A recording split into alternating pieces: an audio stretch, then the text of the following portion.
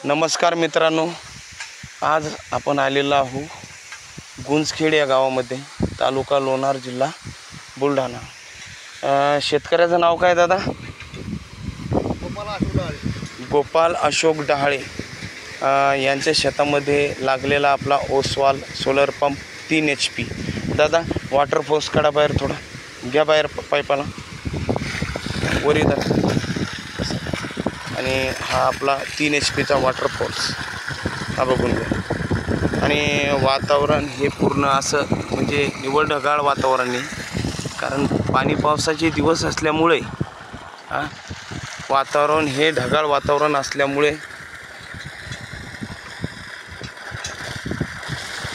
पाण्याचा फोर्स हा फुल टाईट येत नाही आहे।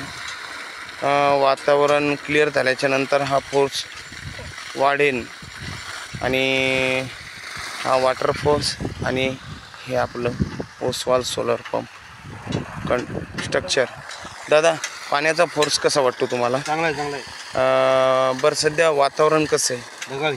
ढगाळ वातावरण, आणि ढगाळ वातावरणामध्ये आपला वॉटर फोर्स आणि मटेरियल कसं वाटतं दादा आपल्याला?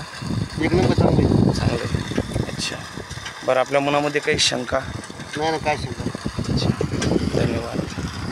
असेच आपण नवनवीन व्हिडिओ आपल्या महाराष्ट्रातील शेतकरी बांधवांसाठी नवनवीन व्हिडिओ घेऊन येऊया। आणि तसेच शेतकऱ्याला या दिवसामध्ये म्हणजे सोयाबीन वगैरे पेरलेले असते, पेरणी पाणी झालेले असते, आणि त्याच्यामध्ये कधी पाऊस पडतो कधी नाही पडत।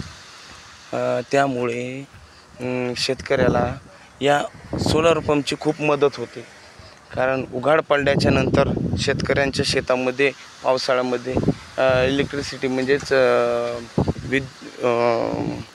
लाईनचा प्रॉब्लेम असतो। कुठं फ्यूज गेलेला असतो, कुठं ट्रान्सफॉर्मर, कुठं वायर कटलेले असतात, आणि कुठं लाईन नसते। त्या परिस्थितीमध्ये शेतकरी काय करतो की त्याला गरज असते पाणी देण्याची पिकांसाठी, आणि पिकांसाठी पाणी देण्याची गरज असल्यामुळे त्याला आपल्या ओसवाल सोलर पंपचा खूप मोठा आधार भेटतो। धन्यवाद।